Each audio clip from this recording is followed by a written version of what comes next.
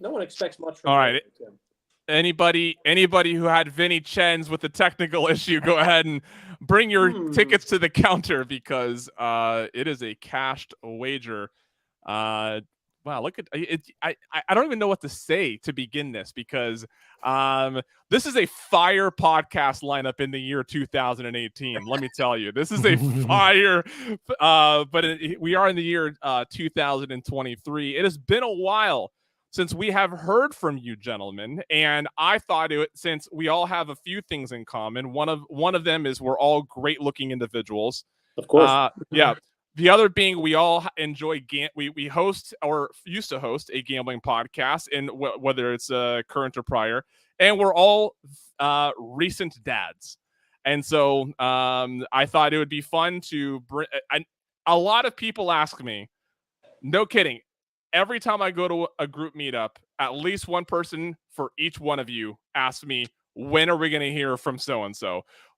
Where's 7 Out? Where's Vito? I remind them that, oh, yeah, Adam also hasn't put out content. They're like, oh, yeah, that's fine, too. Yeah. But I get asked, where are these guys all the time? So I thought, hey, you know, it'd be fun. Let's bring these guys on for an episode. Vito made the joke, let's do it in person, which gave me the idea, let's do it live, and here we are.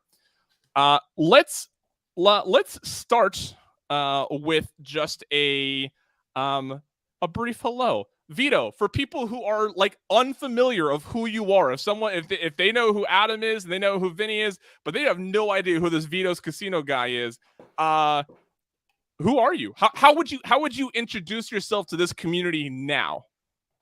An Italian binge eater with a child, one on the way, professional wrestling manager currently. Congratulations. Job. Oh, yeah. Who was on the wrestling managing? I know. I've worked so hard for this my whole life. But I can't believe you did it. And then in the background, Tim, I do have delusions of grandeur of coming back with the podcast. I have a couple of episodes what I'm really thinking of doing is maybe getting them in the can and doing like an 8-week release session. Hype it, get an 8-week release out. I'm trying to find something manageable now that I've finished my studio floor and I've moved all the stuff downstairs and have a new fiery internet connection. So that's me shortly in about 10 paragraphs. Okay, very good. I am just going to my bot to IC my bot. I have no idea how these are showing up to other people. I don't know if it translates 1-to-1, but going to Adam Bauer. He's at Travel Fanboy on at Cheapskate Vegas or at Cheapskate Travel or at Travel Cheapskate Vegas. I can't keep track with all of these handles, these different endeavors you have. How would you introduce yourself to someone who's brand new to this community right now? Oh, I think I've just devolved into an internet pest at this point, and that's pretty much all I am. I mean, you know, like having a toddler, like I don't have time to do a bunch of stuff, so I can get just, you know, little pokes in here or there, and just Twitter's where I do that. And so I find someone that annoys me, and that's what I do. I just poke a little bit, unfortunately. I did run into Chen's a few months ago, though. In September, we were in Vegas. Right? We were, yeah. That was at an Asian restaurant. No, hold on. Chili Poblano, was it? Chino Poblano, yeah. It's at Cosmo, yeah. Cosmo. Mm-hmm. Yeah. Okay. See? So we're two still celebrities crossing paths. That's right. We're still out there gambling. We're just not talking about it. That's right. Yeah. We're meeting up. Yeah, exactly. And then Vinny Chen's yes, sir. only half of the 7 Outs podcast. I'm 3/4, Tim. I'm 3/4. I mean, Joe is larger than I am, but I prefer to be 75%. That's okay. Very good. 75% of the 7 Out podcast. Vinny, how would you introduce yourself to someone who is new to the community right now? New to the community. Been gambling my whole life and still do gamble, but I do have a toddler turning 2 in about a month, so that curbed things a bit. But I'm here to say it's not that I've stopped gambling, as I just mentioned. My shirt will say it the best, but where is Big Joe is the real question. Yes, where is Big Joe? I see Joe probably 2 to 3 times a week, and we do other things. It's just that I guess podcasting is just not one of the things he chooses to do with me anymore. So I don't know. Maybe he has a secret podcast with someone else, but we do play a lot of Call of Duty. We do play a lot of Catan, as a lot of our listeners know. We did just go to Atlantic City recently, and we have lots of content. We're just not putting it down on the microphone, apparently. I don't know. I want to, though. So I'll put this out there. Whether it be you three gentlemen or anyone else out there, I'm happy to continue to talk and do a podcast at any point in time. I'm a little weary about this whole live thing, though, Tim. I'm worried I'm going to get canceled and say something wrong. I'm not going to lie. Well, it's okay. Well, hopefully, I think we can get. I anticipate this to be about an hour. I think we can get through it without any of us getting canceled or otherwise ostracized from society. So, Vito, I'm just gonna ask the question that everybody wants to know for every one of you up front, so I don't forget about it or don't run out of time. So I'm gonna put this at the very top. Vito, the last time we heard from you was November 24th, 2021. That's the last time an episode hit your stream or your feed, I should say, from poker home game to WSOP main event. That's the last time we heard from you. Will we hear an episode of Vito again in the future? I know you said you thought about like banking some episodes, but how likely is that? It's fairly likely, I'll say. I actually do have some guests lined up. I have a buddy of mine who ended up becoming a full-time card counter. So he travels the country and is with groups. So he's been reluctant to come on the show, but I'm going to do the voice changing stuff, because they're very secretive. So he's on deck. I've had a couple other, lines out, but it's one of those things where it's like now literally this kind of was the catalyst for me to get everything really set up down here. I've kind of been dilly-dallying with setting up the computer right and all that because I have an older Mac. It's a beautiful, glorious Mac. Huge, giant mic, giant screen, but it's so old now it doesn't do the updates right. So it works for everything, but my video editing, it just doesn't have enough processing power. So I've been kind of also been tiptoeing around getting a new computer for the video editing piece of my life with the wrestling. So, but I'm almost there. I got the setup back. We got the craps table felt on the wall. So I'm closer than I have been since probably even that point in time. Apparently Mississippi Rob's son just came into the room and asked if yes, we can see you. And you need to make sure you listen to your dad and everything that he says. He's a wise human. What is that like Santa Claus? We're always watching. we know what's happening. Yo, I remember. I hope Mississippi Rob doesn't mind me telling the story. We were in Vegas. Mississippi Rob and I were driving from one location to another, and he gets a call from whoever, like from a relative who was watching the kids, and was like, they need to be reminded that like dad can come home at any moment. And he was like, yeah, you let them know dad'll come home at any moment. We might have been in Biloxi. We were either in Biloxi or Vegas, but I remember being in the car with him as he's having this conversation like, I can come home at any moment. Don't you worry about that. All right. Travel Fanboy, Adam, it has been since, I believe, if I have this right, July of 2020. Oh, well, that's okay. Well, everybody cash your Vito bets for. Right. Look, I'm still here. Yeah, well, you had a microphone tech issue at the very top. Your mic is in Brooklyn. Yeah. Is it really that bad? Oh man, Joe would be so embarrassed, guys. I'm sorry. All right, let's bring Vito back in here. I was trying to log into StreamYard so I can make funny jokes in the chat box because I'm not logged in. And then I went to do it, but nothing saved, and I have no idea what my. Just go to YouTube. Go to you can do it straight up. You can do it on YouTube. Yeah. What's the worst that could happen? Yeah, do that. Anyways, July of 2021 is the last time we heard from Travel Fanboy. Mm-hmm. That was you and Han talking about flying up front, Resorts World, Nomad, and Park. What are the chances that we ever get another episode from you? It's funny. I just talked to Han last night about Resorts World and Nomad, but I will put out an episode tomorrow. And if I don't, we'll have to make some sort of charity bet or something. But yeah, I have an episode with the Craps Vegas crew that I recorded probably that episode that you guys were talking about like at least 6 months ago. Yeah, it was easily that because we talked about my upcoming trip which was the trip that I saw Vinny on. So I have to put that one out first before I put the Han one out because Han and I talk about that trip. But yeah, that one's going to come out. I finally edited that one down a little bit. Okay. Very good. That'll come out. And like, is this perpetually just going to be like a when you have it, you'll put it out type thing, or do you hope to get into some sort of routine in the future? No, there's no routine. I'm like Vito. I've got another one on the way too. So it's who knows what's going to happen. Yeah, that's right. Well, congrats to you both. Thanks. Yeah, I just got the one, Like, and we are treading water right now with the one. I am not letting her fool me into thinking that this is at all easy. So yeah, we'll see if number 2 comes around. I'm sure my wife will have something to say about that. But Vinny, what happened to my episode list on 7 Outs? See, I'm so unprepared. What happened? It's probably back to when Vito. I'm guessing it was end of 2021. I may be wrong, but it was probably around there. I had your episode list pulled up, and I can't find it. You might know more than me. I will. I clicked on the microphone and I got recent posts, but okay, okay.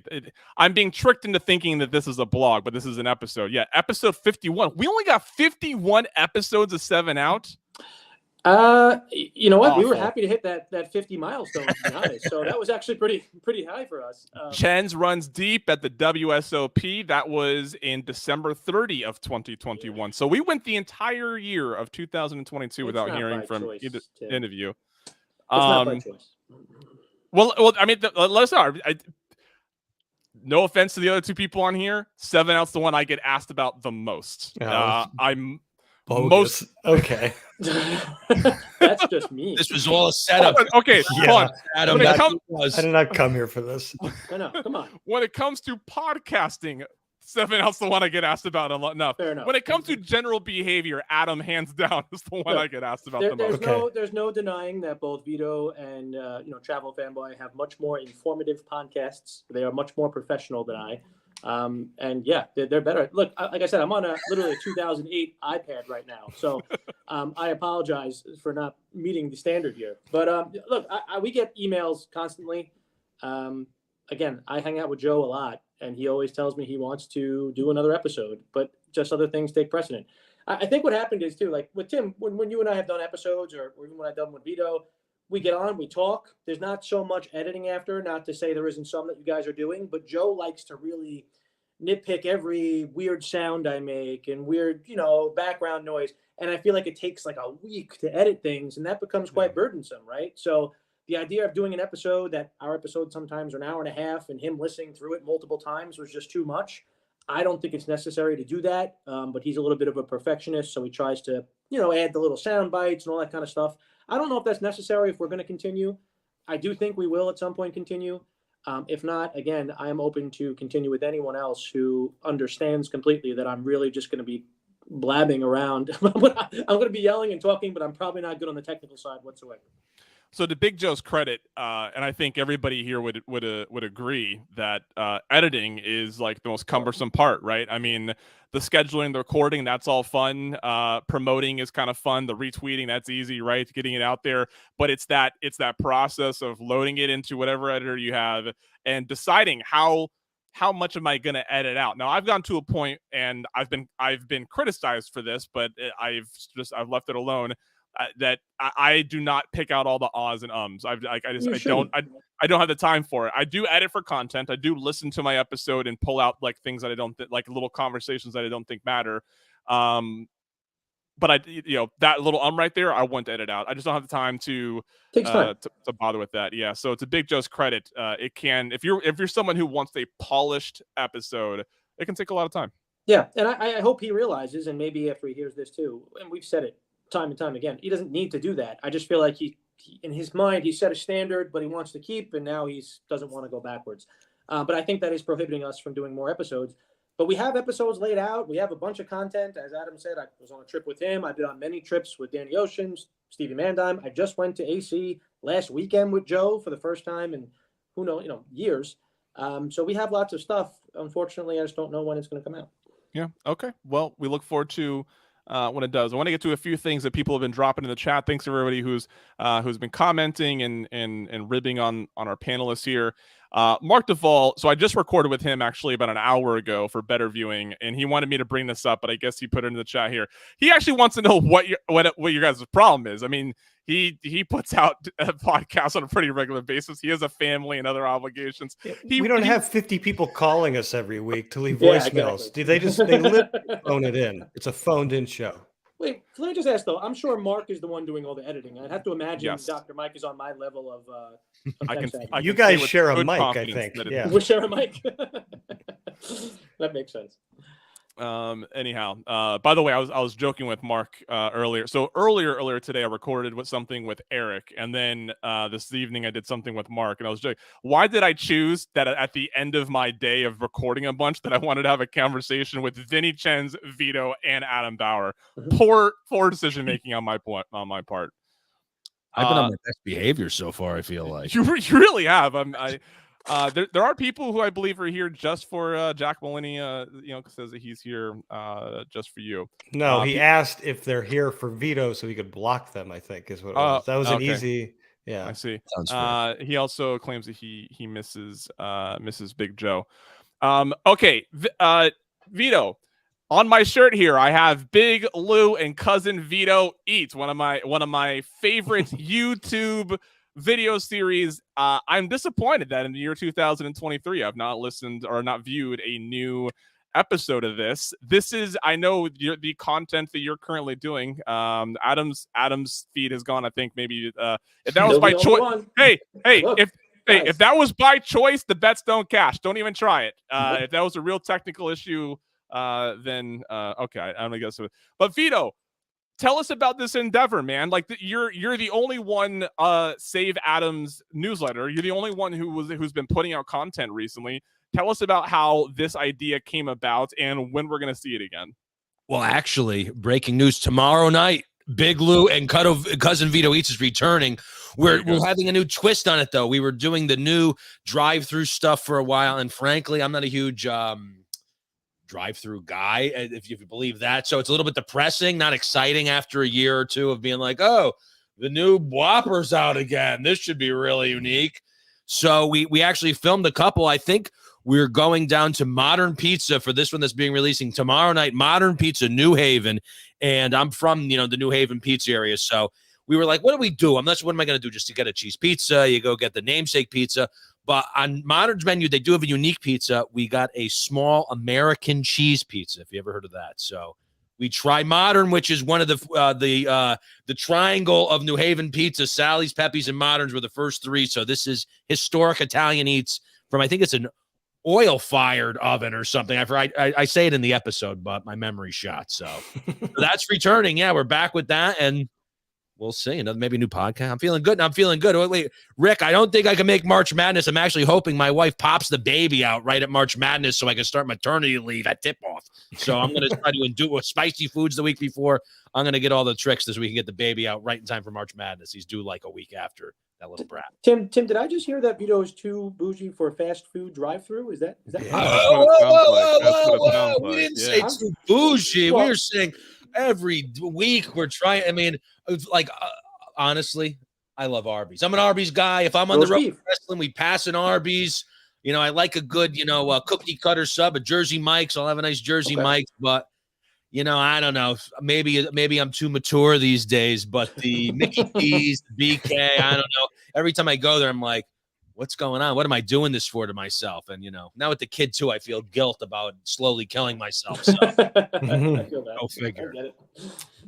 Rick wants to know when everybody's next trip to Vegas is. Adam, I know you're heading out in a couple of days. Sorry I could not get you your fancy new shirt out to you before your trip, but I don't know if you could see my merchandise is literally barricaded in the corner of my basement here, so I haven't gotten to it. But Vito, do you have a Vegas trip at all in your sights? Vegas, no, but I have been doing a lot of Mohegan Foxwoods trips, so I'm sure, as you guys know, with the kids, it's a little bit harder to say I'm going to go spend a couple nights at the casino, and then if you bring the wife, you got to bring the kid. What am I doing? The kid's in the room. So here's my trick for you guys. You got to get a family member that also gambles. So what I've been doing is I go to Mohegan or Foxwoods, and my mother, she plays. She gets free rooms during the week also. So we'll go up, each book the free room, check in together. get the adjoining room. So then we all go out to dinner together. Then she can watch the kid. Me and my wife will go down. She'll give the baby his bath. He's getting to the age. She'll put him to bed. We could come up. And then my mom, and then sometimes me and my mom will both go down. My lovely wife will go to bed. And then me and my wife will go down and play some more. But I've honestly been going a fairly decent amount ever since I started those shenanigans, even though I have had a couple of solo trips that I do sometimes hear about when I'm like, oh, I don't feel like I get to do stuff anymore. It's like, well, you did just go to the Foxwoods with your buddy the other last week. And I say, oh, good point. But that was more like a beatdown lately. So I don't know about you guys. I've been getting crushed. Every time I go to the casino, it's a knockout. It's like, what is going on? So that's my life. Yeah. Disaster. Very good. I will likely be in Vegas in August. I'll probably be there for Bet Bash and then for a couple of days either before or after. Vinny, do you have any other than WSOP? Is that your next time out? No. Surprisingly enough, I'll be there in March for March Madness as well. It is a trip I've been doing for many years. Luckily, my wife does not gamble much, right? So she is the babysitter. So that always works out pretty well for me once they both go to bed. But I'm actually staying at Nomad for the first time. Never did it before, so I wanted to try something new. I have no idea what to expect, but I do love the restaurants at Park MGM. So I'll be going to Nomad in March. But then, after that, World Series is probably looking likely. Not for the month and a half that I was there last year. We're not renting a house again, but we are going to be out there for quite some time. And Vito, we will be at Mohegan Sun probably come end of July, August. We're going to do like a little golf trip, I think, out there. So a little Mohegan and golf is the plan for one of my friends' 40th. Well, keep me posted. I mean, you never know what I'll be up to. I can always. I mean, well, I'm situated now where I'm like just far enough away, so it's a trip, but it's just close enough so I could shoot up for the day if I want to. So it's a nice. I gotta tell you, after my last 2 trips to AC, and I'm actually going with the wife this weekend to AC. I think I'm going to become a Mohegan man and give up on AC. I just truly think Mohegan is head and shoulders above anything AC has to offer right now. So how is actually, not to commandeer this interview, how has AC been? I'm going to plate of food. You guys. I think the last time I was down there was, one of the gatherings. I don't know if it was the Travel Zork or we had a couple different meetups, but I don't think I've been there since the pandemic. If I'm remembering correctly, I might have went for a night, on a road trip with my wife to South Carolina, but has it bounced back at all? Or I think, and you guys might know better. I know from Due for a Win. I know that in terms of numbers, I think they're doing great, right? In terms of AC, especially Ocean, Hard Rock, and I'm looking for the bum ratio on the boardwalk here more. I'm saying, is it like a total like Biff Tannen's alternate 1985 there still, or what's it look like? It's uncomfortable, and it's worse in the winter when you go there and you feel horrible as everyone's on the boardwalk shivering and asking for money. But again, it's just not to get too into the weeds, but I just think Mohegan has much better offer in terms of the gaming. In terms of the beauty of the casino, the restaurant options, the architecture. I agree. The Mohegan architecture like is something to behold. I love Mohegan. I'm slowly dipping away from AC, but I'm not going to turn my back completely. But I think most of my play will be there for local play, if you want to call it that. Well, and you figure with your distance, you probably get good offers because you're in that range where they want to give you the room. They're probably like, oh, yeah, we get this free gents here. Just give them the freaking room. Mohegan is part of resorts, right? And resorts was something we used to go to in Atlantic City. So they gave me rooms at Mohegan. It's about the same distance from us to get from Long Island to AC as it would be to get to Mohegan. So. Now, is there a ferry that takes you to the Thames River that you could float up on a boat? Tim's shaking his head. I'm not going to answer. Tim, please go ahead. Tim, go ahead. I don't have an answer. I'm just Vito was not when Vito said I don't mean to commandeer this. I knew what was about to happen. I guess I'm ready to get podcasting again, Tim. Maybe that's what's happening. Like let me get the oil can. Oil can. Feeling better already. Got right in the jaw. No, we need a little clock, Tim. You hit a clock. Watch out though on having a podcast that even if it's just an episode that focuses just on one property. I think I've told this story before, but we had who's the gentleman that does art in the game? He did the MGM Springfield podcast. Chris. Yeah, he's doing some pizza eating too these days. We're all gambling, and now we're just scoffing down pizza on camera. That Vito track. We had him on years ago when Eric was still co-hosting, and I remember like people, and we talked a lot about MGM Springfield because that was like his local. That's what he created content for, and people were DMing me like, "Oh, I hope this isn't the future of the podcast. If this is the way you're gonna go." And then like I know Crap Vegas. I know people give them shit for constantly talking about. Have you been there, Tim? Win. Have you been to MGM Springfield? I have not. No. Well, okay, I agree. Yeah, it's not. Look, we were just there in November because again, it's by Okay. the Big E. We talked about that. I think for what it is, it's good. Just They why not built a keep locals going to casino win? and Yeah, put like why an not keep going to MGM, win, you know, the Split the winning MGM check. on it. Yeah. That's what it kind of feels like. It seemed like, because it was a big deal for them to get the license, put it on the border. It was this big giant to do. Oh my God, they're gonna kill the Mohegan and Foxwoods, and they really built a small Springfield casino. It has limited room options. 3 floors, maybe 3 floors of rooms. I think they're very unique rooms. Even the gaming floor is kind of like, what's there, a couple I mean, I went last time I went. I know I was like, there's no pie gow. There might have been one craps table on the floor. So I kind of felt like if I'm going for the ride, they're equidistant from where I live.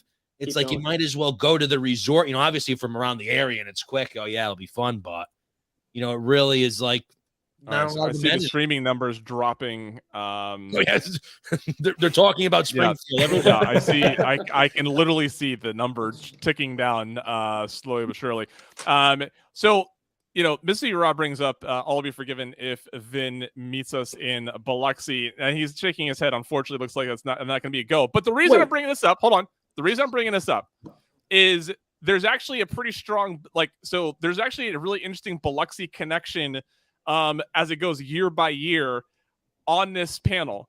So when Gamblepalooza was no longer going to be a thing, we were like, hey, let's do a meetup in Biloxi. And Adam was one of the drivers for that. And then the pandemic happened and none of us went to Biloxi. And then Mississippi Rob started organizing a couple of meetups out there. There was a non-spring one, and then we ended up started going in a spring each year. And then last year, to bring this all full circle, Vin, you were supposed to join us, but you had travel problems. No, me, Mandime, and Ocean were literally on the plane. We were on the plane for an hour and a half, and then suddenly it was canceled. And wasn't until the next following evening. So it just put a horrible taste in my mouth, and I really hate that I missed that trip. I'll get there eventually. It's just it probably won't be this March. I mean, Steve, I think Mandime. Well, we're doing it in May, so if that works any better for you. So a few months early. Sure. You know what? You May bought him actually have a time. better chance of me going then in that case. Yeah, we'll get back to that. But I'm Okay. not against it, and I'm sorry I missed it. Vegas introvert throwing a jab at Adam, but I'm showing this because Vegas Introvert just had a really great episode of Vegas Council they did. Adam was on that panel. Really great, and I believe an important conversation about influencers, content creation, and most importantly, the accountability that should be had in that realm. So hats off to Vegas Introvert for that. I'm scrolling through here. Look at it. Look at all this engagement. I love this. I started listening to Cousin Vito, which introduced me to the other podcast. Man, I mean, like I said, like 2018, man, that was a golden year for Vegas and gambling podcasts. It really was. It was the year before 7 Out. Was it? I don't know. I was just making that joke, but yeah, this is everybody on this panel was a I think we all have those podcasts that we listen to the day they come out, and then we have those podcasts listen to the week they come out.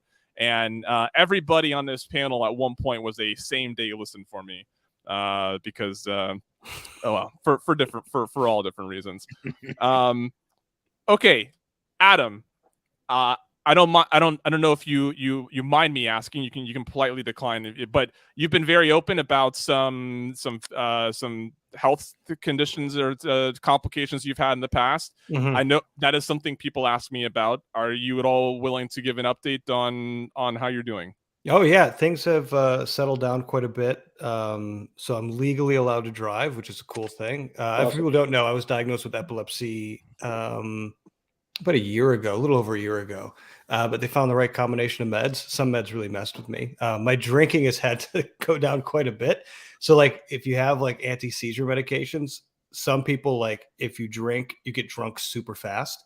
Some people just can't drink at all. For me, I don't get drunk super fast, but if I have more than 2, I have what feels like the most monumental hangover in history. I had 3 one time.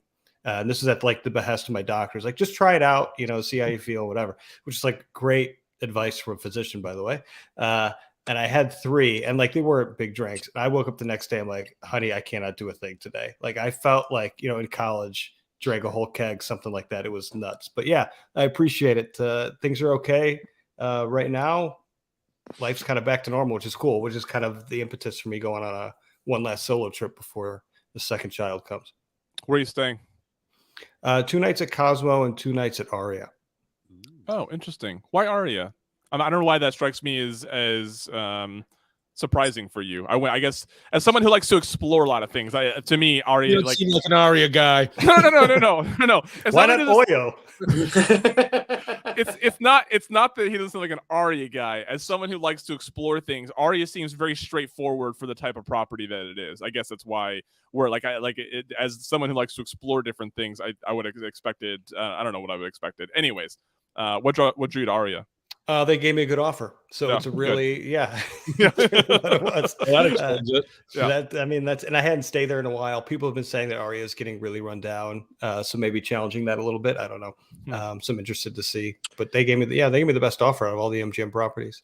I stayed in Aria, I think early last year. I thought it was fine. Like the property still feels nice. These nitpicky points and miles bloggers who are like, there was a nick on the door and I didn't get my status. No one said, hey, you're a globalist. We love you when I walked in. And so screw that place. I stay at the hotel at the Hollywood Charlestown out in West Virginia with no problems, right? Like I'm not the guy complaining about a hotel room. So I legit saw a points and miles blogger who was at Resorts World. I think they were at Crockford's, which is like their top tier hotel. They were in like the basic room, but it's their luxury offering. And like the line took a little too long for him to check in, like 15 minutes. And so he rated the property at like a 3 or a 2.5 out of 5. I'm like, that's like an Excalibur review. Like that's a score for Excalibur because you had to wait a little bit. That's not the reason to. Doesn't Adam, Aria has that new kind of block of restaurants too, like their food court. They're like Cosmo Food Hall, so that looked pretty decent.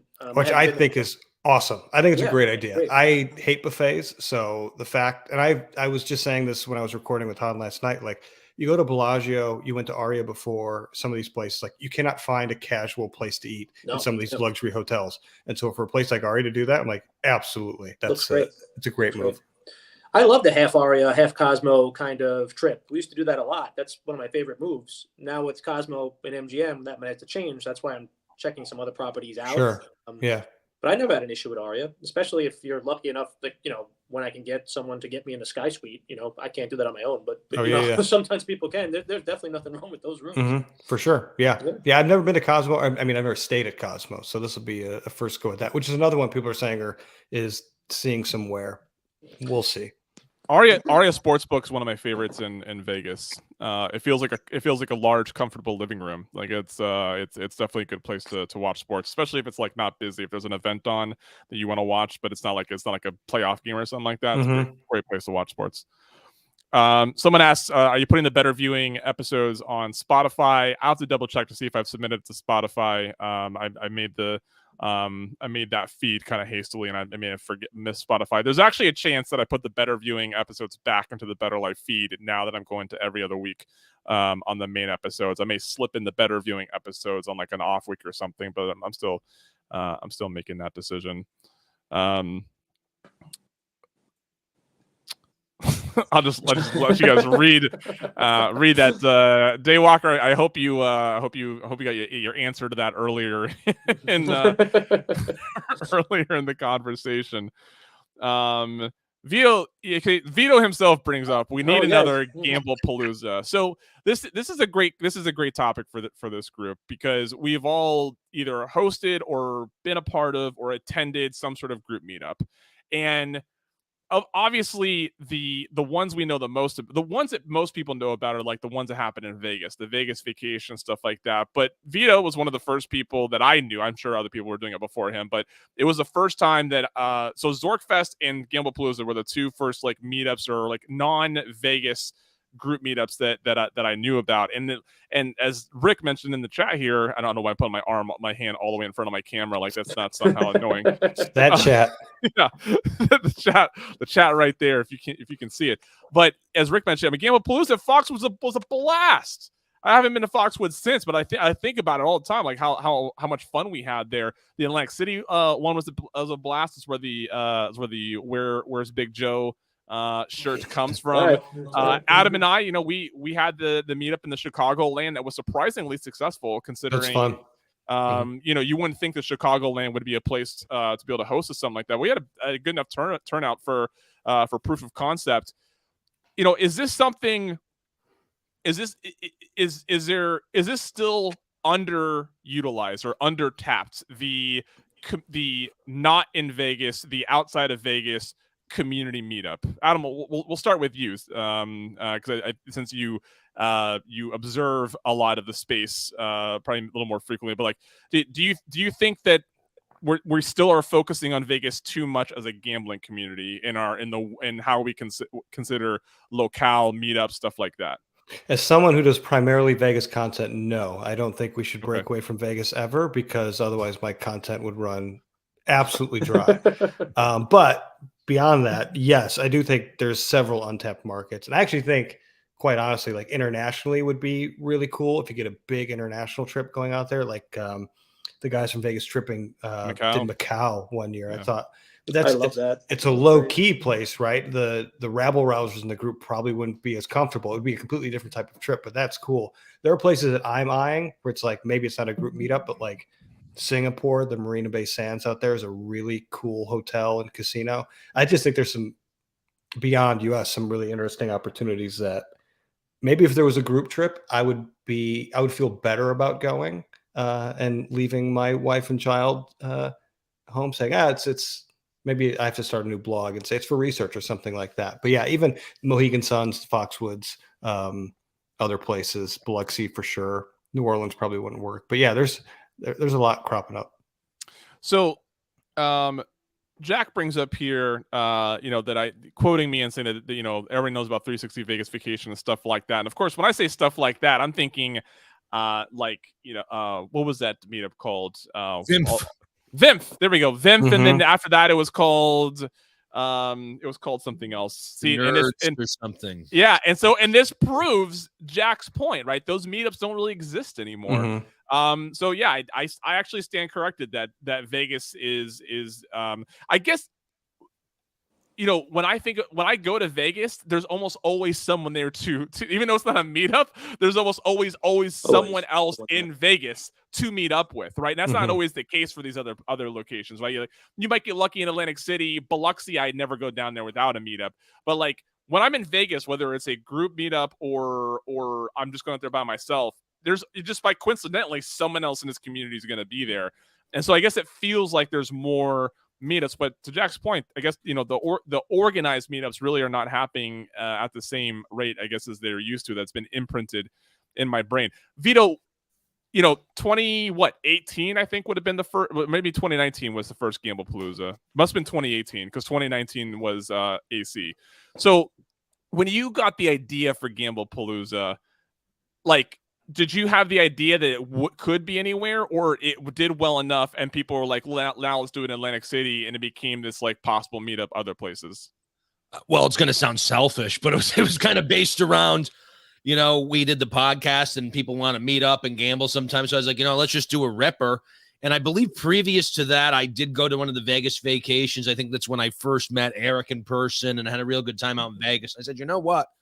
Vegas was fun, but you could almost go off the beaten path to a Foxwoods or a Mohegan. And I think, Tim, we did like do a day trip to Mohegan, but it was packed. Yeah, that was almost like we shouldn't even have went. By day trip, we were there for I think a half hour. I played one roll of craps, we got some pizza, and then we bounced. Yeah, no, it was so packed. But yeah, I mean, like for me, Atlantic City and the Connecticut casinos are my two places I would go the most. But even Biloxi, before COVID and before my baby was due, the idea was for that Biloxi meetup to be a Gamblepalooza. Mm-hmm. And that was like it never got to that point because they started, Mississippi Robs was planning stuff. And I was like, maybe we'll promote it. And then everything happened. And it was like, what am I going to do with it? We got this deadly virus. My wife. Oh, wait, was she pregnant yet? What was that? Oh, no, it was 20. Was that 2020 was the Biloxi one? We There's talked 20 you out of going, I think. You were thinking about going, and Oh, I think Tim and I said you cannot go father this are close you? to, yeah, we're like, you cannot go this close to Oh, your wife. yeah. And my having wife a will let baby. me go, actually. My wife is pretty cool, but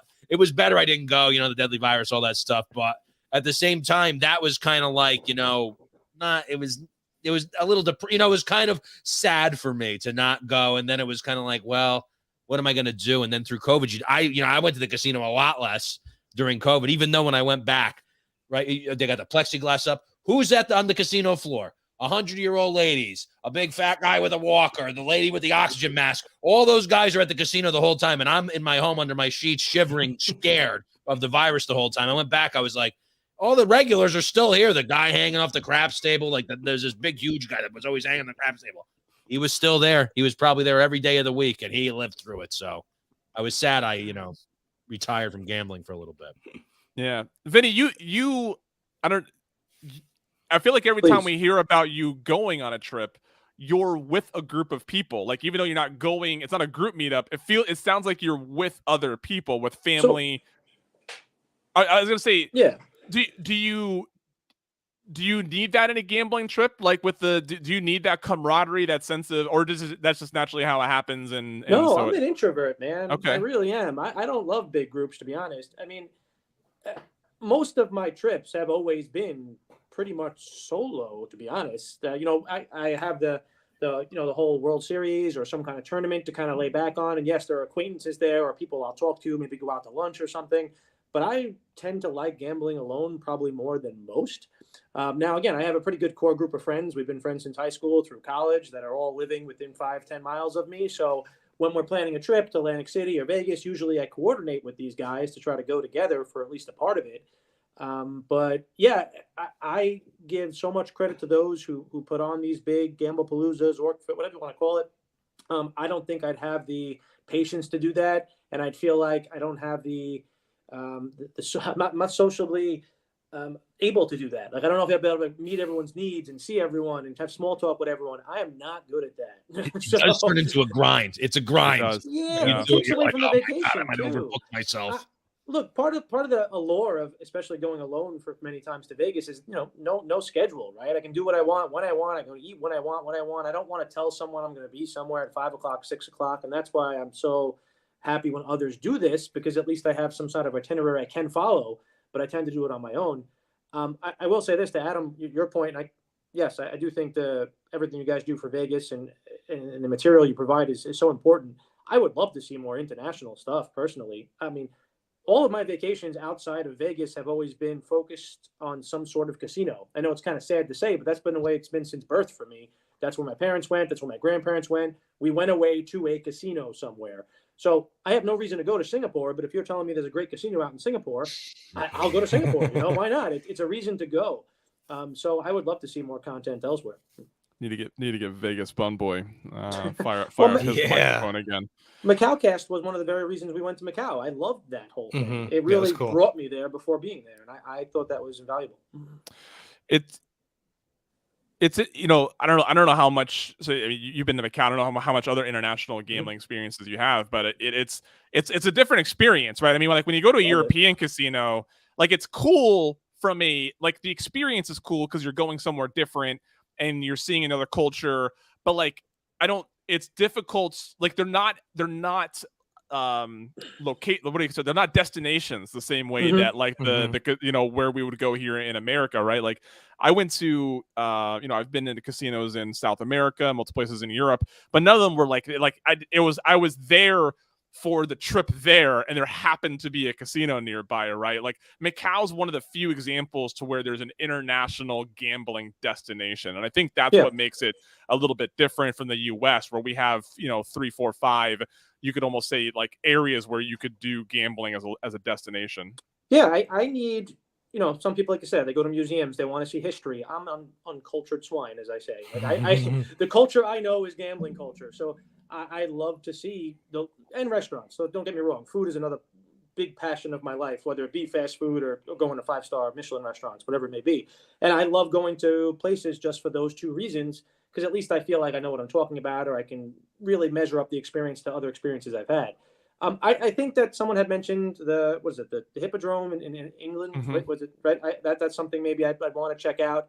But I don't know anywhere else really internationally. What about like Monte Carlo? Is that worth going to? I mean, it's known, but is it really worth traveling to? I don't know. I think that if you are in France or like in that area, I think it's worth making the trip for. I don't know if I would fly across a pond just to go to Monte Carlo, but I would, I find French culture interesting and I find France fascinating, like as in many different ways, right? Like I would just make France a trip and then include Monte Carlo on it, like spend, one day check out Normandy and then swing, on the southern part and check out Nice and then, hop over to Monaco. Does Baja Mar count as an international location? I mean, kind of. I mean, but I don't. I think in this case, a little bit. Yeah, that's nice. I like that. A little bit. Carl Schlegel mentioned that he enjoyed gambling in Spain this past fall. Spain is actually one of the first international locations I gambled in. I was in the casino in Barcelona, and me and my buddy, a Marine friend of mine, we were stationed in Algiers. We went to Barcelona for leave, and we went there to play poker. Like I was big into poker at the time, and the European poker tour was in town at the time, so they had 2 cash tables open, and that was it. Every other table was allocated to this tournament, so we didn't play. But we were in a casino. We weren't leaving. So that's how I got introduced to the game of blackjack. My first game of blackjack was actually at a European table, which, if people are unaware, it's different. The dealer doesn't take a down card. Or I'm sorry, it doesn't take it doesn't take their down card. You just get the one up card you're playing off of. Then they take their second card after everybody makes their decision, which is a little bit different. Yeah, but dude, I was splitting tens. I had no idea what I was doing. I would have, and here's the thing, I was winning, and this is the other European cultural difference. This is where I think talking about international destinations is fascinating, though, is even if it's not a destination, you can do a lot of content on it. Just a little to talk about the cultural differences in different countries and stuff like that, because going into a casino in Scotland was even a little bit different than going into a casino in what was I just in Holland, right? And like even though like you think Europe is Europe, and like it's still different from but people will bet on your square, right? So like you can be the one playing, and people betting on you. Yeah, people like behind you synthetic betting. Well, Macau was like that, right? I mean, some of the places in like downtown Macau were like, I felt like I was in someone's apartment that I was gambling in. Like there was some real small casinos that we went into, real seedy places that I'm probably not proud to say I was at. But there was like, little children in the bathtub, and then you're next to it playing freaking baccarat. Like that's the kind of places that were in Macau. But I found that extremely interesting. I also remember one of my favorite things was getting plaques in Montreal. So like that's something you don't see in America very much, right? Playing with the plaques is so much fun. So, yeah, that's something different. That is cool. Those plaques, like to me, those are those things we see in the Bond movies, right? Like they don't even seem real. Like they seem like movie props. Yeah. I think Circa's got them, right? I think Circa. I think they're technically called checks, right? I think they're technically. Checks? I think their technical term is Do you know check. What denomination they are? Circa has them as like a lower denomination? No, well, I mean, it depends on what you define lower, but no, well, not what we would say is lower. I mean, maybe Vinny Chen's lower. It's not us lower. Well, I don't know what we're talking about. I'm curious. I never. I think you have to get into the stacks range. You have to, high society, as the movie Rounders would say.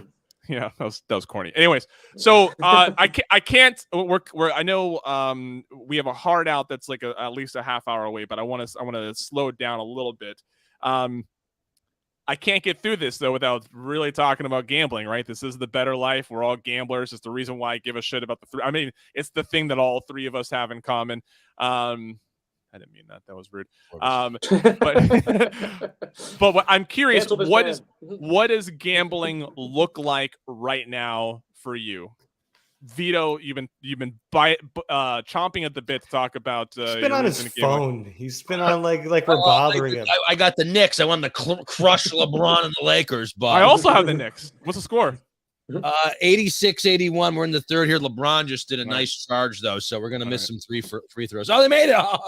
I also have the Knicks. I can't remember the other. I just followed Drew Jinsick, whatever he puts. I just lose my money on New York sports teams too. Well, that's one way to go about it.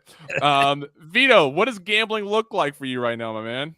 Well, gambling, I've been practicing my video poker skills thanks to legalized gambling on my phone. And it's actually sometimes, Tim, I'll take the iPad, I'll put it on the counter, make myself a cocktail. I won't smoke the cigar in the house, and I'll pretend I'm at the video poker bar and play video poker on my iPad. I've been still doing trips to Mohegan Foxwoods. I've kind of been alternating because I'm not really trying to churn any sort of like lounge access. So I get free rooms randomly at both of them. So I'll go and do that. My stalwarts at the casino, the craps table, which unfortunately are almost all $15 minimums since COVID. Sometimes we're lucky to find the 10 around here, but mostly 15.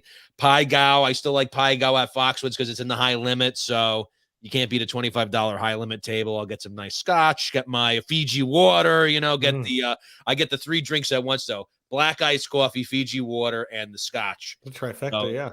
Wow. It's nice too. And in the high limit, they don't care. When you're on the regular floor, they come walking by, like, beverages, see you later. Where like in the high limit, they're like, what would you like? Throw them a red chip right off the bat, like a real big shot. Red chip. That's yeah. What yeah. Well, most of the people don't even tip at Foxman, so they're lucky to have me. And then sports betting. I've been doing a little. I did have a nice trip to Manhattan, went to a Knicks game, went to the Comedy Cellar. I've been doing, local stuff basically, but that's really it. And football. I've been doing the Dynasty football season long, which is like, it's like basically fantasy football, but you keep your team forever. So technically, I look at it as a positive EV game because my skill in the Dynasty football causes me to win every year because you trade perpetually, you keep your team forever, so you only draft rookies. So I've been doing that's a lot of my time in the football season, and then once that ends, I get into the sports betting for the playoffs, and I've been getting a little bit. I've been betting stupid. I haven't followed any of the advice I've learned on my podcast. That's been the real problem for me. Is I should just do flat bets on things I like. Like I love the Eagles first half this week. Did I take that? Yeah, but did I take it with my big bet? No, I'm doing all sorts of same game parlays, all sorts of crap, and then breaking even, and then the bet I like wins. But I never maximize. I'm a terrible gambler. I have fun with it though, but it's what matters. Not so hot. And what one thing that does, this is against Connecticut here. They legalized online poker. We have no online poker rooms because nobody wants to give up the revenue, so that we don't have enough people in the state to have actual legal online poker tournaments. So technically, I can't even join and say, oh, it's a Sunday afternoon. Let me join like $100 tournament online or something, get cheated by the computer. I can't even do that. I got to go get bitch slapped in person all the time. So. Betting on the NFL is just how I get through the NWSL and USL off season. As I don't even know what that stands for, Ted. I know. That's what my betting looks like. I also had the Eagles first half though. By the way, Vin, do you get into live betting at all? Do you bet NFL live, like in-game betting? No, not so much in-game okay. Unless it's some sort of hedge. Yeah, no, I don't get into live betting very much. Okay. Why? That's something you look to. Well, I was gonna say the sport thing. It's like, oh yeah, I've been doing it a little bit. The sports books. The video was talking about the Eagles. When the 49ers were clearly not going to be able to field a quarterback, the sportsbook's live line algorithm could not get that total down fast enough. Minus 10,000. I mean, the game total could not get down fast enough. I mean, it was just like, I bet it again, and I bet it again, and I bet it again. Because how are the 49ers scoring any points here, and why would the Philly try any harder than they have to now? Anyways, Vincenz, what does gambling look like for you right now? Yeah, I could talk about this for as long as you want. I got a lot going on, man.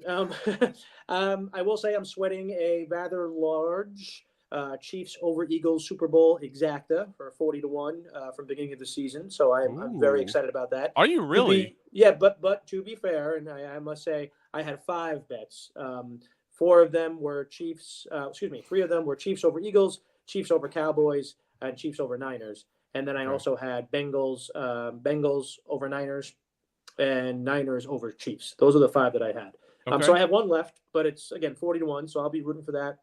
Obviously, the boxes. I mean, I'm really big on Super Bowl boxes. I don't know why, but it's one of the things I splurge on. I think it's just because I got lucky early in my life. Got lucky last year. I mean, it's what paid Funny for how that works. Yeah, yeah, right. It's what paid for our house in Vegas. I think maybe it wasn't on an episode because we haven't had an episode, but the whole reason I rented the house in Vegas all summer was because I hit a rather large box last year. So again, all types of different pools that I'm looking forward to getting my numbers the next couple of weeks. Went to AC a couple weeks ago, going to AC again with the wife this weekend. Very excited to try this restaurant that we have called Cafe 2825. If you're in Atlantic City, highly recommend it. Going back there for the second time in a month. And again, Vegas in March. That's what's coming up for me right now. As I mentioned earlier, staying at Nomad. The big thing that took away from not take away from my gambling, but I'll say that the poker scene, the tournament poker scene in the East, the Northeast is shot. It's dead. I mean, Borgata just brought back their first tournaments for the past 2.5, 3 years. Parks doesn't run them anymore.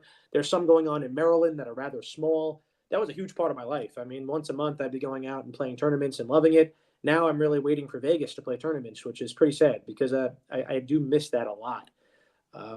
I will say as well that I think my friends have been making fun of me lately because my love for, I hate to say it, my love for crap died a little bit, which is crazy because it was my favorite game. I think maybe the table limits going up so much during COVID and taking, a couple of trips that didn't go so well really just put such a poor taste in my mouth where it took away standing at the table for 3-4 hours to now I feel like I'm taking 1 or 2 shots. If it doesn't work out, it's like, I'm down 1,500, I'm out. Like, just, I don't want to do this right now. So video poker definitely taking a little bit more of a hold on my gambling. I do think Face Up Pai Gow ruined Pai Gow for me, and I hate to be a downer, but that's Really? very true. I love Pai Gow. It was my favorite game since I was 18 at Turning Stone. Face Up ruined Pai Gow for me. I don't like it. I don't like it at all. Biloxi largely still has Face Down. If you if that gets you to Biloxi any faster. Look, without getting too much into it, it takes away the fun of the game for me is that suspense of when I set my hand and waiting for them to turn over their cards. So it's 2 things. It's suspense of me slowly opening my cards is one part of it. Second is them slowly putting their cards out. When I play one-on-one, I'd ask the dealer to please slowly do it. That's the fun for me. There's a part 3 for me. Cards over. There's then the anticipation of, oh, what did I have again? Yeah, right. Yes. So yeah. There's so much. Yeah. Away, man. So you get the anticipation of your hand twice, which is what I love about it. Yeah. When you open it and then when you reveal to see if you won. So many things. So I hate to say I'm just a button masher now with video poker. We'll play Pai Gow. I'll play Let It Ride 6 card occasionally because it's fun sitting there throwing away money. I still will play craps, just not like I used to. But as soon as poker comes back in the Northeast, I'll be the first one there. In the meantime, I'll be in Vegas playing when I can. Very good. Adam, you recently mentioned on Vegas Introverts, Vegas Council that going up in table limits doesn't increase how much you enjoy playing the game, right? And am I misquoting you, or I think you were talking about you said like going from a $5 table to a $10 table doesn't increase how much you enjoy the game, and so like you have to weigh that into the decision to play. And Vinny, I think that speaks to just the raise in table limits. Like I'm not even going to enjoy this anymore, just at a higher level, and I don't want to force myself into that anymore. You feel dumb. You feel stupid after a while. Like because the thing is, and I apologize, but I think it's very important to mention, like. If there was only a $5 table at a casino, I would love it. I'd sit there all night and play. But as soon as you show me the $25 table and I play on it once that trip, I can't go backwards. Like it's almost like every trip I need to reset. So if there's just lower limits, I can start there. I can stay there. I can enjoy it the whole trip.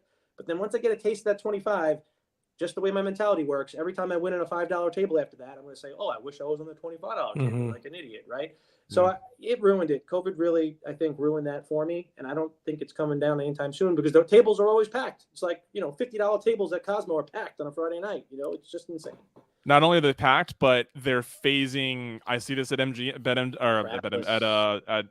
crapless craps is phasing out regular craps now that, too. Man? Yeah, is that really a need for that? I don't know. I don't know. You listen to Crap Vegas, I'll tell you that's perfectly fine. I don't know if we can. I know Duffy's watching. I'm just kidding with Duffy. I'm just so before we get to Adam, hey, if anybody watching, if you have something you'd like to ask one of these gentlemen, drop in the chat now because I am gonna start wrapping up. But someone asked something I want to address. Zach was asking how are the pay tables for online video poker. Now I can't speak to regulated books, but something I do want to caution anybody who, if you have an account with a local, and if you know what I'm saying, you probably have one. But if you have a local, if you have a PPH, something like that, you'll notice that there is a casino option on there. Before you get all excited about that video poker being 9-6 on jacks or better, like they'll have really great pay tables, but then the Royal Flush will pay 2,000 coins instead of 4,000 coins. And if you don't look for it, you won't notice, and that is a cut into that hold, right? So if you're someone who has one of those type of accounts and you've been tempted to, I'm not saying that I've ever done that, and that's how I know this, but you should be aware of that before you wander over there to play some video poker. All right, Adam, what does gambling look like for you these days? Very few and far between. So we've got a Rivers Casino about 20 minutes from where I live, which is actually quite nice. They just expanded it quite a bit. It's got a good vibe. There's no smoking, which I tend to like. Their sports book viewing area is pretty nice. Limits tend to be about $15, but I come from a family of gamblers. I lived with my grandparents for a while, and they were the ones who taught me how to gamble. We play poker almost every day. Then instead of doing homework, they just taught me how to play cards. But then my wife's side doesn't gamble at all. So I'm going with a friend of mine or by myself. For me, when I was going through kind of the thick of my stuff, it was actually nice every once in a while just get out by myself when I felt like it. And I would go to the casino for a little bit just to hang out, play some video poker, maybe a little bit of craps on a slow Sunday or something like that. But I think in the meantime, it's probably going to be more poker. My brother loves poker. It's been kind of a WSOP trip is something we've been wanting to do for a long time, but just trying to find the right time. He's been working in Africa for a year or so, and he just got back. So we're trying to figure out how we're going to, plan it. We thought maybe doing some, because, they do the local WSOP events too, the satellites and stuff. They've got a few that come around Chicago every once in a while. So I think poker, I'm going to try to get back into the swing of, not at the Vinny level, but, oh, come on. You get lucky, get on a good run. And yeah, there's $400 events now. Now and again, if you're playing circuit events, I'm sure. I mean, Mark went out there, right? He played a rather large, I think, $1,000 or $1,500 stud then. But there's $400 events, $500 events. Please come experience it. It's amazing. Yeah. So I think that's on the horizon at some point. A new child kind of puts back the plan maybe a year or two. But looking forward to that at some point. Maybe I think Mark said in the chat there. Maybe that's a next meetup I might try and host if I can figure that out. That'd be fun. Would be cool. I wouldn't host it. I mean, Horseshoe Vegas would host it, but I would be there. Yeah. All right. We only got one question from the chat, so we'll circle it. Is it true that if you don't use it, you lose it? Chens, you seem like you confidently know the answer to this question. No. It's like riding a bike, guys. Come on, you get back there. It's fine. No, you do not lose it. That's for damn sure. So okay, very good. And besides, we're all still gambling. It's not like any of us have disappeared. We're just not in the limelight exactly. In the spotlight gambling. That's all. Very good. Adam, do you have anything to add to that? No, I mean, if you don't use your bankroll, you can't lose it. So it's it's a double-sided coin here. It's the opposite. If you use it, you lose it. Yeah. That's a great point. Yeah. I didn't think of it that way. Yeah, good, Vito. I've been saving that up all night. I'm probably waning on the minutes that I have left to be down here and not holding my child before my my wife decides that she's never going to let me do this again. So we'll take it from here, Tim. You go. Yeah. Me. I'm ready to go. There's no way I'm leaving Vito unsupervised. So I got a trip report. Trip report it. All right. See you later, Tim. We're gonna get back to Chens. How about that Atlantic City trip?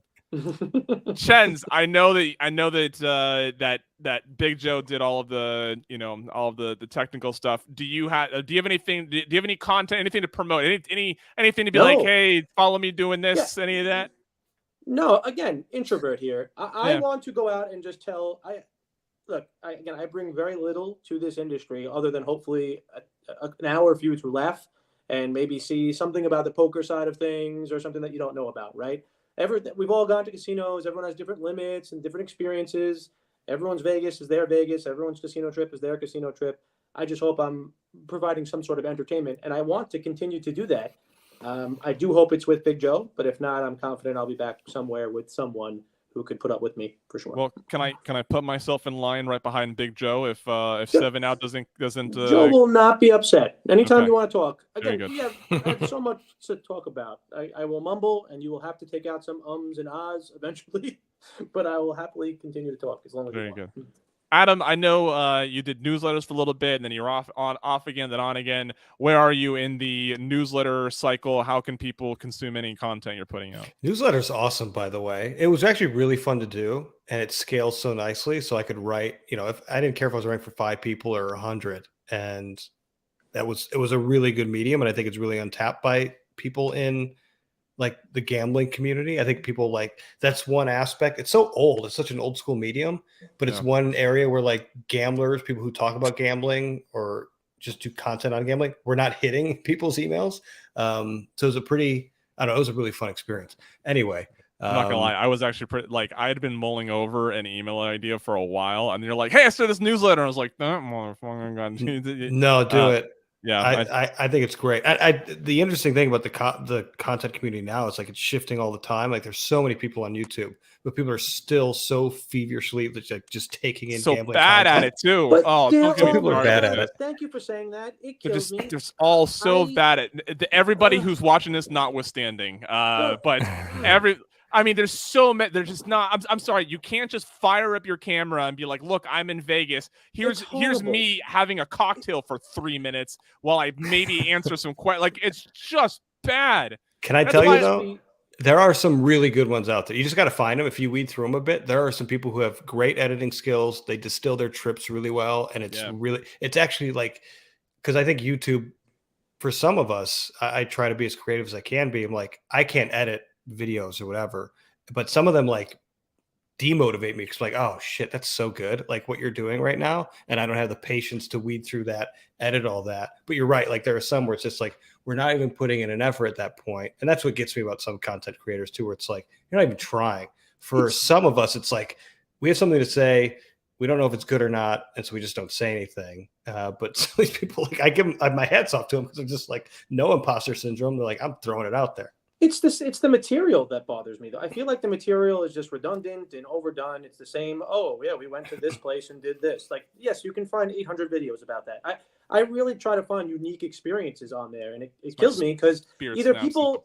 I do understand that I'm coming from a background where it's hard to be proud. I mean, not everyone's proud to be a gambler. Not everyone wants their employers to know, their families to know they're in Vegas doing what they're doing. So maybe they don't feel like putting themselves out there and really getting a little risky with it. But I just think the material is kind of overdone. I would love to be able to do like a YouTube video. Just again, the editing is just such a barrier for me. There's no shot. Look, anybody who listened to the episode I dropped yesterday know that I plead for people to join the content space. Yesterday I specifically mentioned podcasting, but I think we are yearning for good gambling content, especially in the podcast space where I just feel like you just can't get enough of it. But for the love of God, do not be like, hey, I'm in Vegas again, and then show me 5 minutes of you walking down Fremont Street. Yeah, exactly. Give me something a little more creative than that. I may be, what? There's more people on the stream after I've gone on this little rant. You gotta stay on here, Tim. We gotta stay on. Yeah. My favorite thing to do, and we got good feedback from, are those stupid tapes, right? I think it's in the moment talking about after something that just happened that people like to hear, not something that's been edited and overdone 10 times in front of a camera. And I think that there's not enough of that. I love doing that just random. I just stepped off the craps table. This is what happened, blah, blah, blah, blah, blah, and then play it live on the podcast.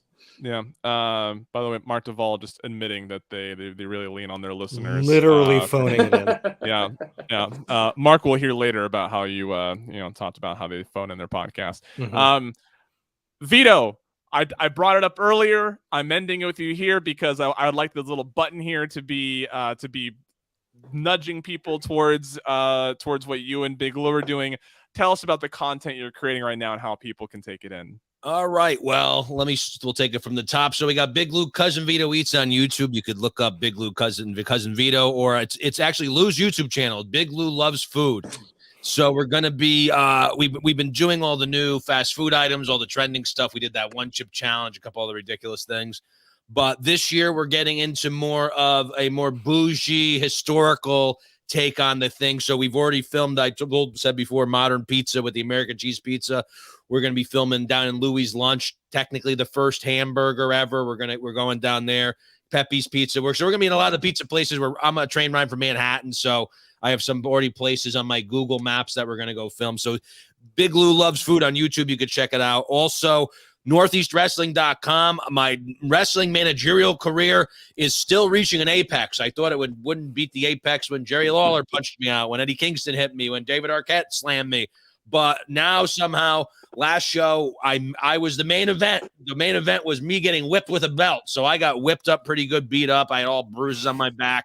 So that's been a blast too, living that dream. And, you know, I still own MakeLuckHappen.com. I still own CousinVitosCasino.com. As you can see, I have my delusions of grandeur here of restarting the podcast. So that's definitely a possibility in the future. And now that Vinny Chen's the hot new free agent on the podcast scene here, inspiring by the steal him from Tim there. And we got Adam. He's kind of a free agent. You've retired. I'll get you out of retirement to come on the show. We always have a good, boring hour and a half of belittling each other. I got to say, you know what, Adam, this, I don't know if this is going to be an off-color joke here, which I should not say, but do you remember the Dateline? We made it 70 minutes. I know, but you know, maybe I'll No, do it. You have to do it now. No, should I say it? Do I say yes. It? All right, are we still recording? All right. No, it's not even that bad, but do you remember the old Dateline show where the guys would come out and to the people that were the predators and be like, Catch a Predator, yeah. Catch a Predator. The way you're sitting in the room with the ear and the hat on, you look like one of the decoy people typing on the computer in there. You're like, come in and get a cookie. Just meet me at 222 Seacrest Avenue. And you're the guy in back where they're like, oh, there he is. And he's like, oh, no, have a seat, sir. So that's I don't know where that came from. But for some reason, I'm in my decoy room right now. You get that a lot? Chris Hansen is in the next room. That'd be great if he popped right in on me. So, yeah, that's what I'm up to, all sorts of shenanigans. But we'll see. Hopefully, you know, the world doesn't collapse and we have society for, you know, a little while longer. Very good. Vito, how's our Knicks bet going? The Knicks are down 5 still with 5 minutes left. And actually, Daniel Jones tonight, the Giants quarterback, got a huge ovation from the New York Knicks fans in the Garden, which was kind of nice to see. Wonderful. Have you been to the Garden? I'm Vinny Cenzo. Have you been to you must have been to the Garden. Yeah, I've been to the Garden a number of times. I'm not a huge basketball fan, but yeah. Nothing beats a nice game at the Garden. The energy, you know, even the Knicks stink after. I've never been there where they've been any good. So, but it's even when they stink, it's fun. All right, look, I should have quit with the Catch a Predator joke and like, get out of here. Let's see you later. That's what I get for asking you another question. All right, fellas, this has been an absolute pleasure. I know this is the last time that any of you will be on the Better Life, but hopefully it's sooner than later. Thank you for everybody who hung out with us in the chat, and this will be dropped in the feed in the next week or two. Thanks, Tim. Appreciate it, guys. Take care. Yeah, thank you, guys. Always a pleasure.